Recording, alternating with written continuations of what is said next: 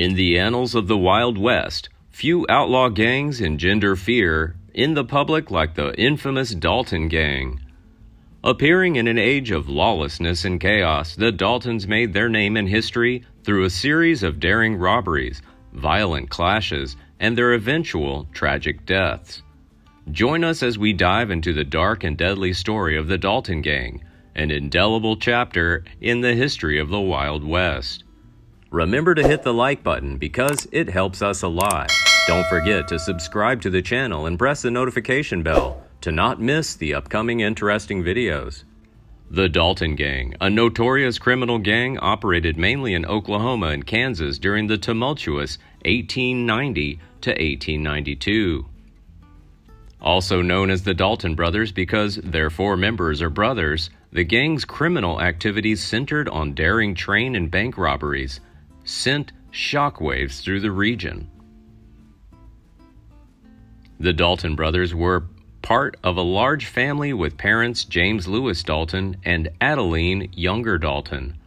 Lewis Dalton moved from Kentucky to Coffeyville, Kansas in the late 1840s. In Coffeyville, Lewis entered the horse business and ran a tavern in Westport, Missouri. Meanwhile, the older brother of Adeline Younger Dalton is the father of Bob Younger, Cole Younger, and James Younger. In 1886, the Dalton family again moved to Coffeyville, Kansas. This rugged and unspoiled area has a dark history of violence, marked by the presence of infamous groups such as Quantrill's Raiders and other guerrilla factions that were active during the Civil War along the Missouri-Kansas border. When the Oklahoma Territory opened for settlement in 1889, the Dalton family ventured south. Tragically, during their journey, Lewis passed away, leaving Adeline to raise her children alone. Undeterred, Adeline persevered and made a bet along the banks of Kingfisher Creek in Indian Territory, where she and her family initially resided in a small house. At this time, the Dalton brothers began to earn a living on their own. Sometime later, the two brothers sided with the law, taking on the roles of vice marshals of the United States. Their brother, Frank Dalton, was appointed deputy marshal for the federal court in Fort Smith, Arkansas, while Bob Dalton served with him on several assignments. However, tragedy struck on November 27, 1887, when Frank Dalton was killed in a gunfight with the Smith-Dixon Gang while on duty. Later, Grat Dalton followed in his brother Frank's footsteps. Initially, he served as deputy field marshal in Fort Smith, Arkansas. 2 years later, in 1889, Grat assumed the role of deputy marshal for the Muskogee Court in the Indian Territory. It was during this time that an incident occurred which resulted in Grat being shot in the arm while trying to apprehend a suspect. Meanwhile, Bob Dalton was also appointed deputy marshal for the federal court in Wichita, Kansas. Later on, Bob would become the leader of the Dalton Gang, known for their daring exploits. Even at the age of 19, Bob killed a man, claiming it was just an act of duty. On the other hand, Emmett Dalton was acting as a supporting member in the various missions of the Cousins. While working on a farm, Emmett ran into two people, Bill Doolin and William St. Power, also known as Bill Power or Tom Evans. Both arrived in the area after herding a herd of cattle from the Pecos. Emmett also became acquainted with several other cowboys who worked on nearby farms, who later became part of the gang. These include Charlie Pierce, George Bitter Creek Newcomb, Bill McElhenney, Charlie Bryant, and Richard Dick Broadwell, alias Texas Jack, and John Moore. Fate will eventually bind these men, tying them together in the infamous annals of the Dalton Gang. Subsequently, Bob Dalton, along with his brother Emmett, faced charges of participating in the illegal sale of whiskey within the limits of Osage Country on March 21, 1890.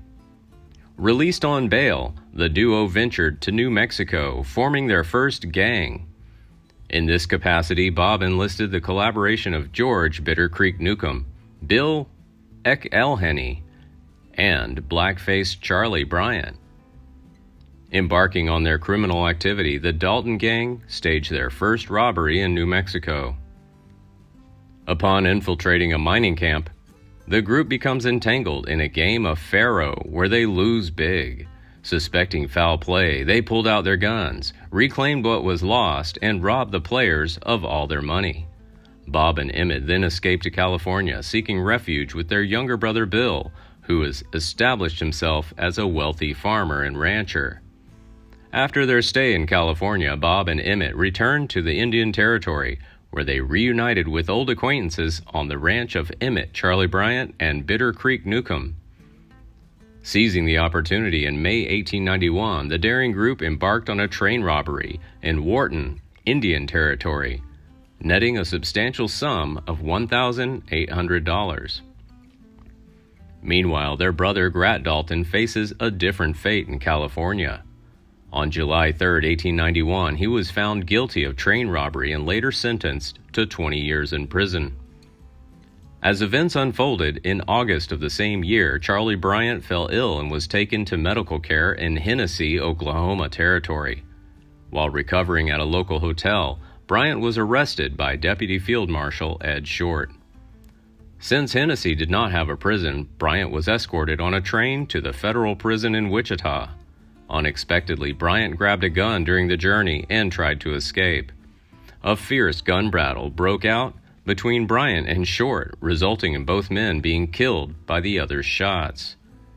The Dalton Gang continued to carry out the heist, this time targeting the Missouri-Kansas-Texas Railroad near Wagoner in the Indian Territory. Joining Bob and Emmett are Bitter Creek Newcomb, Bill Power, Dick Broadwell, Charlie Pierce, and Bill Doolin.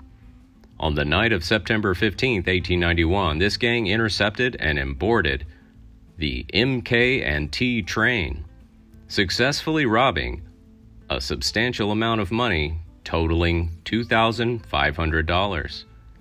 In the early days of October 1892, the Dalton brothers, Bob, Grat, and Emmett, with Bill Power and Dick Broadwell, set out on a journey to Coffeyville, Kansas. By evening, they reached the P.L. Davis Ranch, 4 miles west of Coffeyville. Camping overnight, they meticulously prepared for the events that would await them the next day. At dawn on October 5, 1892, 5 outlaws arrived at Coffeyville, timing their arrival just after 9 a.m. to blend into the bustling streets. Stopping in an alley facing the river, they dismounted and headed down the alley. Disguised with a fake beard, the party splits into 2 factions, with Grat, Power, and Broadwell entering the C.M. Condon & Co. Bank, while Bob and Emmett crossed the square to the First National Bank. While walking down the alley, they met a man named Clark, who stood just a few feet away and recognized one of them as a member of the Dalton family. Clark watched their every move intently, and when he witnessed a gun aimed at the Condon Bank cashier, he urgently shouted, "The bank is being robbed." The cry quickly spread throughout the square, warning the townspeople of a dangerous situation unfolding. Wasting no time, the local community quickly armed themselves, availed of weapons from the metal shop, and got into positions to defend the town. Initially, the Dalton brothers intended to use the 3 bankers as shields, attempting to escape through the front door. However, when the townspeople opened fire, they quickly reconsidered their plan and chose to find a way out through the back door. Amidst the chaos at Condon Bank, bullets began to burst through the windows, prompting Grat, Broadwell, and Power to rush out of the bank and into the town square. All 3 were hit by bullets as they ran towards the alley. Meanwhile, Bob and Emmett Dalton run around a block, stopping briefly to kill 2 armed citizens. After that, they gathered in the alley, together with Grat and the others. Seeking shelter behind a wooden crate, Grat prepared his gun for defense. As John J. Clower, Carrie Seaman, and Marshall Connolly pursued them into the alley, Grat opened fire, killing Marshall Connolly. Bob Dalton was hit by a bullet, sat down for a moment, fired several shots before collapsing and dying. Under those circumstances, John Clower knocked Grat out with a bullet in the neck. Power hit the bullet and died in the alley. Wounded, Broadwell tried to get on his horse to escape, but a short distance away, due to excessive blood loss, he fell and died by the side of the road. Emmett, who was carrying a bag of money, tried to get on his horse, but was hit in the right arm and leg. At the same time, Carrie Seaman quickly pulled out her shotgun and shot Emmett in the back, forcing him to collapse in the alley. In the end, Emmett raised his injured hand and surrendered. Emmett was then taken to Dr. Wells' office with multiple injuries. The doctor said that Emmett was very unlikely to survive. However, Emmett survived. In just 16 minutes after the attackers broke into the bank, 8 men were dead and 3 were injured. Besides the 4 dead outlaws, 4 local men also fell victim to the tragic event, including Marshal Charles Connolly, Lucius Baldwin, George Cubine, and Charles Brown. Later, Emmett appeared in court and was sentenced to life in prison. In 1907, Emmett was pardoned. In California, Emmett returned to a peaceful life and later wrote a famous book about the Dalton Gang titled When the Daltons Rode. The book was published in 1931. According to historical data, many historians suggest that Bill Doolin was the 6th member of the gang that attacked Coffeyville. He kept the horses in the alley and was the only member to escape.